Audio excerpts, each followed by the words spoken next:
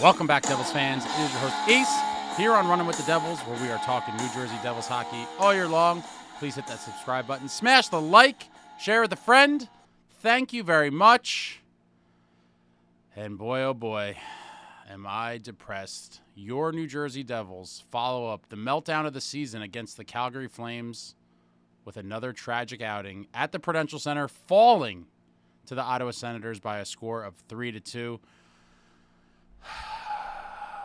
Woosah. Breathe deep, my friends. We are in for a wild, wild ride. This one flat out sucked. Too little, too late. Once again, the New Jersey Devils providing another very late push to give us false hope with 23 seconds left. We'll get to the game.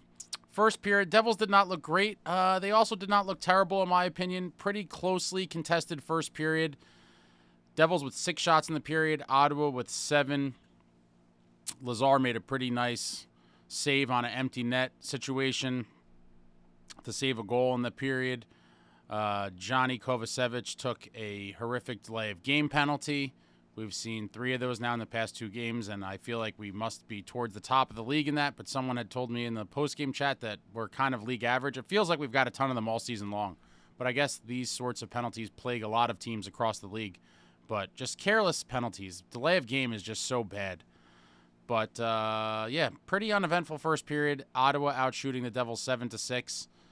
And after one, I was like, all right, pretty much what I expected. A tight playoff-type game. The Senators looking desperately to hang on to that number 1 wild card spot. Devils looking to hang on for dear life to that number 3 in the Metro spot. And both of these teams need a win and need points. You expect a tight game, and after one, it was exactly what I was expecting. We head to the second, tied up at 0, and at 4:05, Brady Tkachuk, my favorite non-Devils player in the league, gets his 28th of the season from Sanderson and Stützle at 4:05, 1-0 lead. It hurt. This New Jersey Devils club looks much better, for the most part, when they score first, we all know. Now, they've given up the first goal more often than not, or so it seems, and they have to catch up. With the offense being what it is as of late and goals being hard to come by, that first goal is ever so crucial. Brady Tkachuk gets the first one. Ottawa's up 1-0, and here we see another situation. 33 seconds later, Batherson gets his 20th, giving the Sens the 2-0 lead. Again, 2 goals in 33 seconds can't happen. We saw this last season with the Devils. We've seen it on occasion this year where teams just get 2 goals quickly against them. And it's like, what the hell's going on? You can't, allow bang, bang, 2 goals before you blink your eyes. Like, got to stop the bleeding after 1. But Sends up 2-0, and at that point, I was starting to feel nauseous. I was at the game at Prudential Center in some beautiful center ice seats. Shout out to my buddy Brian for inviting me to the game. We still had a great time despite the outcome, but man, oh man, it's even more painful when you're there in person. I'm sure a lot of you know the feeling. But Devils down 2-0. A little while later, on the power play at 7:13, Nico Hischier strikes with a beautiful shot from Jesper Bratt and Luke Hughes. Nico's 30th at 7:13 cuts the lead to 2-1, and on that play, Jesper Bratt becomes the New Jersey Devils single-season record holder for assists with 61 assists. Jesper Bratt, my man, breaking a 31-year-old record set by Scott Stevens back in 93-94 with 60 assists in a single season. Bratter now has 61 with 11 games to go. I fully expect him to finish with around 70-ish, maybe a little more. And what a season for Bratter. He's had to step up big time since Jack has gone down. Last week he had 3 consecutive games of 3 points. I mean, this guy's just been a beast for the Devils for so long. Mr. Consistency. Past 4 seasons, Bratter's been amongst the best in the league. And he stacks up quite high historically in New Jersey Devils history. I made a video about Bratter a few days ago. I'll put the link in the description if you haven't seen it yet. Check out the Jesper Bratt video I did. I really take a deep dive and really look at how damn good Jesper Bratt has been for the past 4 seasons. But congrats to Jesper Bratt for breaking that record. He is now the Devils' single-season assist king. All right, so Devils down 2-1 at this point, and now I'm starting to feel it. The building's starting to come back to life. It's like, all right, we're back in this. We cut the lead to 2-1. And it was short-lived. 32 seconds after the Nico goal, Stefan Noesen gets called for what was, in my opinion, a completely BS tripping call. I thought the refs, again, I feel like the refs have been atrocious across the league for quite a while now, if I'm being honest. And Last night was no different. I thought that penalty on Noesen was complete nonsense. Snatching the momentum out of the Devils' hands after the Nico goal. Sens go to the power play. Halfway into the power play, Perron scores at 8:44 to give the Sens the 3-1 lead. That is how the period would end, and I was sick. Just what a terrible period. To give up 2 quick goals, horrible, 30 seconds apart, whatever it was, absolutely atrocious. Can't have that happen. We finally get one on the power play to cut it to 2-1, and then immediate penalty and power play goal against. I mean, absolutely tragic stuff, and again, the refs, garbage. Devils outshot 8-6 in that period, so through 2 periods, the Devils with 12 shots, Ottawa with 15, and we head to the third, Devils down 3-1. And didn't feel good going into the third. I'm not going to lie. It seemed like an inevitable loss. And unfortunately, I was correct.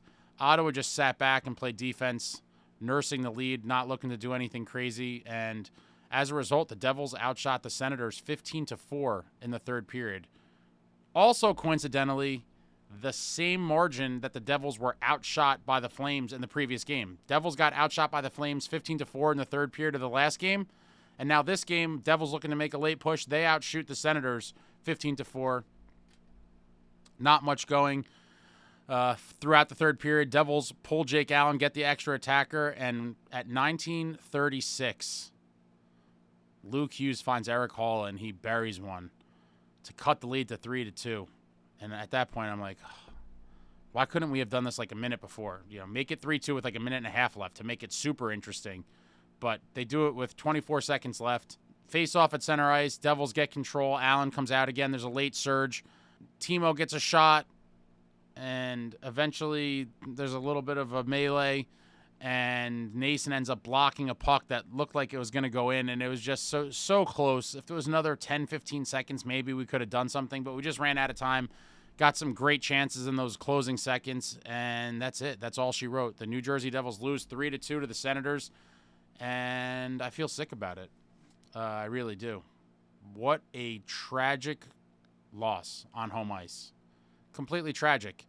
Fabian Zetterlund, former New Jersey Devil, playing on the top line with Brady Tkachuk and Tim Stützle. I would have loved to get Zetterlund at the deadline, but Ottawa, they're going to be a dangerous team. I think they're going to be a tough out. They are just very gritty. They have speed. They have good players. Obviously, Brady Tkachuk, their leader, is an absolute animal. Does everything and does it well. I've been talking his praises since last season. You guys know, if you've been watching me, that I love Brady Tkachuk and what he brings, and he's a leader, man. Complete leader.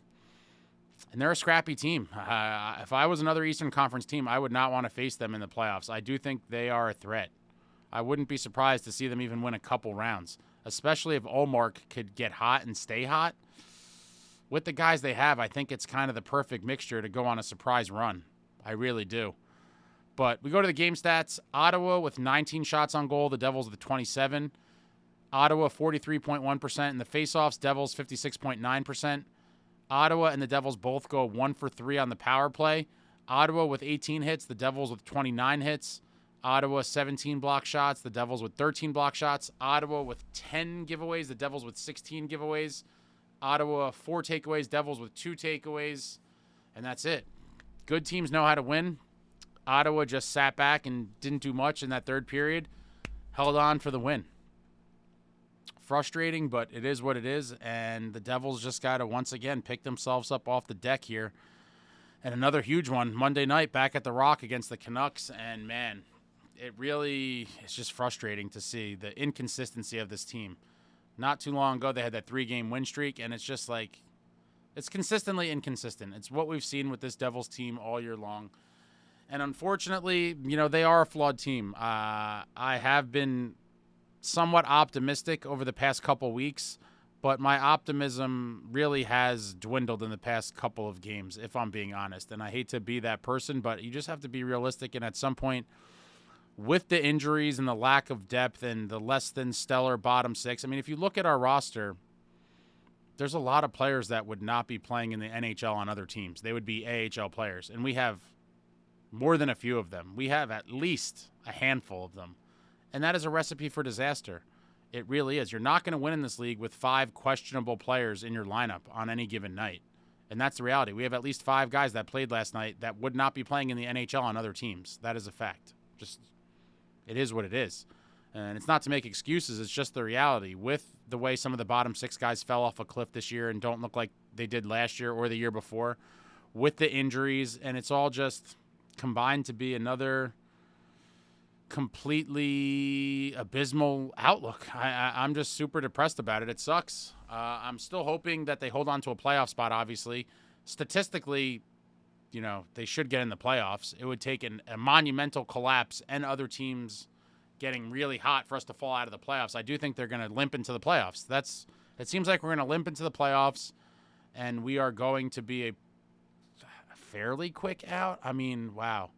Our only hope at this point, I do think, is either Allen or Markey just stealing a series, just playing insanely out of their minds and stealing a series, because this offense is just too hot and cold, and it's been cold way more than it's been hot. When you can't score goals, even with good goaltending, it's hard to win. And where we go from here, I don't know. We're going to have a lot of issues to address with this roster in the offseason. But for now, I'm just hoping they could get some sort of groove going into the playoffs and surprise everyone and steal around somehow. Should we play the Hurricanes in the first round, it could be ugly. I'm hoping that somehow the bad feelings from that 22-23 series is kind of a motivating factor for the guys that were here then and lost to that team and felt it. As a longtime New Jersey Devils fan, many of you feel my pain. It seems like the Hurricanes have owned us forever. And it would really suck for them to bounce us out again this year in the first round. I would love somehow, some way for us to get into those playoffs and just find a way to shock the world and beat the Canes in the first round. It would be beautiful. But all in all, very disappointing game, obviously. Very disappointing. It is what it is. I am now, mentally preparing the fact that there is a chance they miss the playoffs, even though it's not good. There is a chance. I will be out of my mind if that happens. They should make the playoffs, and I do think they will. But in terms of being able to get out of the first round, my optimism has definitely waned. It has. It's just, you have to be realistic. To win a playoff round against a team like the Canes with 5 AHL-type players in your lineup is just super difficult. Super difficult and not easy to do. There's a lot of question marks surrounding this team, even for this final stretch and into the playoffs. I'll probably make a separate video on that in the next day or so. I don't want to ramble on here too long, and like I've said in previous videos, it's painful to make these videos, if I'm being honest, after games like this. But let me know what you thought about this game in the comments. Anything, everything Devils hockey, throw it out there in the comments. I enjoy talking to you all. I'll be back soon. Lots of things in the works. Cam Jansen, part 3 of the interview, coming out probably in the next few days. I know I've been saying that for a while, but it's almost done. Check out that Jesper Bratt video I mentioned earlier in this video. I'll put the link in the description for that as well. I might put out a vlog from this game, even though it sucked, the game. And we'll see. But I'm just down in the dumps, and we need to win bad. We need to win bad. Teams are just not going away.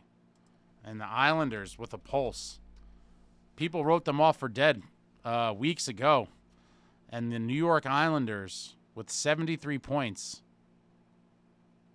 Oof. With 69 games played. They have 2 games in hand on the Devils. Should they win both of them, they would only be 3 points behind us. It's pretty scary. Rangers with 74 points with 71 games played, same as us. So we have a 6-point lead on the Rangers. And the Islanders are looking to surge. It's crazy. What a wild, wild season. But thank you all for watching. I love you all. Like, comment, subscribe, and all that jazz. Until next time, friends, let's go.